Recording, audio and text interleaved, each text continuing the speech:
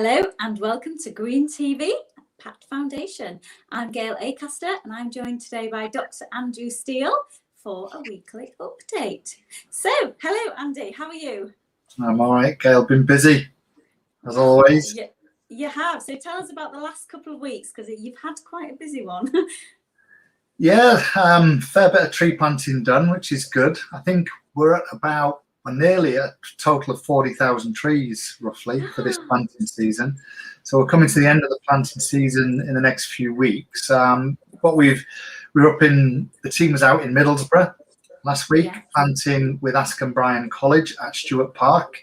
And we had Bianca Robinson come down from CEO Sleep Out. So Bianca is coming on Green TV soon. She's got I bullied her. a few things to talk about in terms of doing a Sleep Out for Heroes. And we got Andy Preston down as well, who's the mayor of Middlesbrough. So that was good. We had 900 trees planted and obviously a lot of people involved. Some good guys from ex-forces guys came down from Department of Works and Pensions and also Catterick and got involved in what we were doing. And the day after, we were up in Skipton, North Yorkshire, planted 1,000 trees for the Yorkshire Wildlife, and we managed to get 5 or 6 Lance Corporals from 2 Signal Regiment in York come out and help us out for the day. So it was a really, really busy week, to be honest. Yeah, it's really interesting. The mayor, he wanted to obviously get tuck in, didn't he? So he wouldn't leave before he'd planted a tree, but he had his best shoes on. So whereas we was all there in our wellies, and so that was quite funny. But the Yorkshire Wildlife Day was really nice. Stuck on a top of a hill again. It was quite cold, quite treacherous, very, very muddy. I've got a few pictures to post on social media that were quite funny from the day. But yeah, the Army lads were massive help. So you've been forming quite a lot of relationships with various communities, and do you want to tell us a little bit more about that? Yeah, well, whilst we was up on the Yorkshire Moors planting, the guys were, that was with the Yorkshire Wildlife Trust. So that's been a really positive partnership. They were pleased with what we're doing. So that leads into us training the guys and looking to work with them more closely over the summer months, hopefully on dry stone walling, also getting the guys trained up on Japanese knotweed removal and knapsack spraying. So lots of different things now we're coming to the end of the planting season we're working on. And that means more partnerships with the Rivers Trust. And whilst we've been working in Yorkshire, we can't forget the team down in Cardiff. They were out working with the local council last week as well. Unfortunately, chopping some trees down, but they were taking out 800, 900 non-invasive species on the Brecon Beacons. So that was necessary then. Necessity. It was. Yeah. And it just, it's forming those partnerships around the UK in the different locations.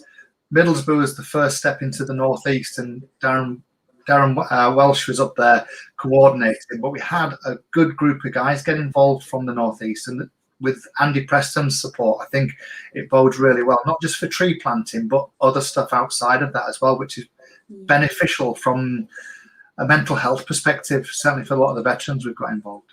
Yeah, totally. I know Ross, he had a great time. I think he was laughing and joking. He's really coming out of his shell, and he's quite the character. In fact, I think tomorrow he's on radio, BBC North, isn't he, with Kofi Smiles. So as a veteran that came to us a couple of weeks ago who really struggled with anxiety, didn't he? I mean, he's really coming out of his shell, and he's opening up, he's telling his story because he wants to help other veterans, and he's quite our little prodigy, I think.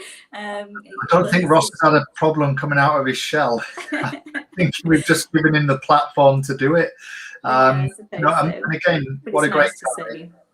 From when you listen to his story, from being homeless, an addict, and also coming out of prison, to where he is now, and that's with the Hull Veterans Support Centre, and we've just given him the platform to get outside and work.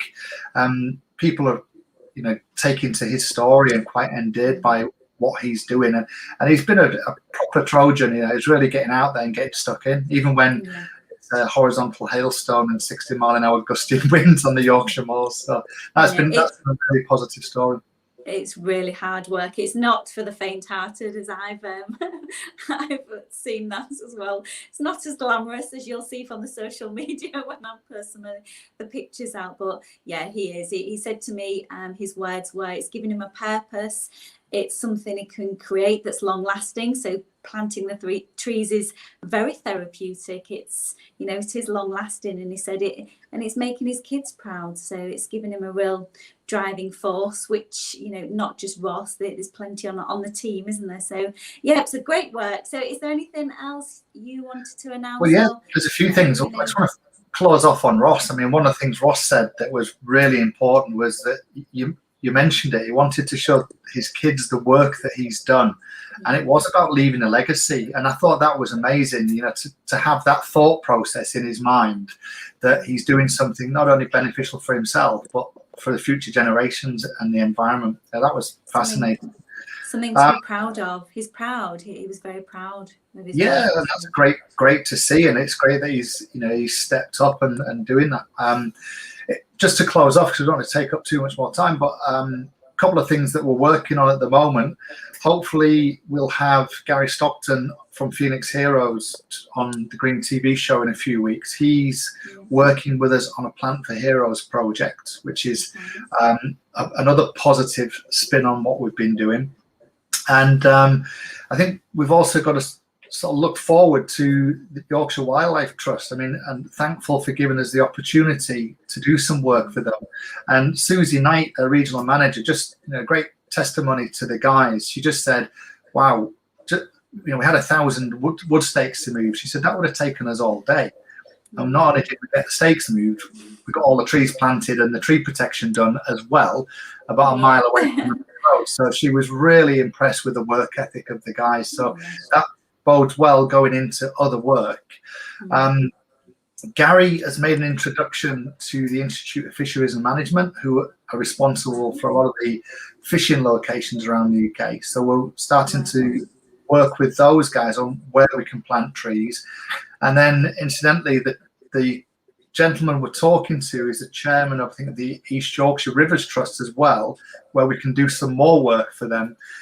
He's actually from Hull. So, you know, it's all happening in East Yorkshire, actually, isn't it? Right time, right place, right time is the saying, isn't it? So, you see. Yeah. Well, I've sort of been saying that, you know, if you played rugby and you're in the forces, there's no longer 6 degrees of separation, it's 2. And that's just proving right across the board, you know, not just in Yorkshire, but across the UK. So it's been really positive. So, busy work. The guys are out in Wales doing some work this week, and I know our tree surgery team are out in East Riding doing some work for a couple of different individuals in and around this area. So busy week as always. Sounds productive.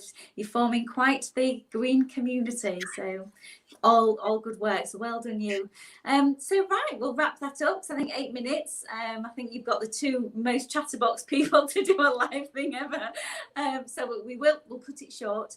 So yes, have a great week, everybody. Thanks for watching. Just before I go, just one more thing. We have another Green TV show tomorrow with a gentleman called Barry Humphries. Now, Barry Humphries is an ex-Apache helicopter pilot. So how exciting is that? So looking forward to chatting with him and finding out all the details. And it's well, it's quite show busy with it. I'm hoping he's going to arrive in his helicopter, but that might be a little bit ambitious. So on that note, have a great week, everybody. Thanks, Andy, for the update, and we'll see you all again next week. See you later. Bye for now. Bye-bye.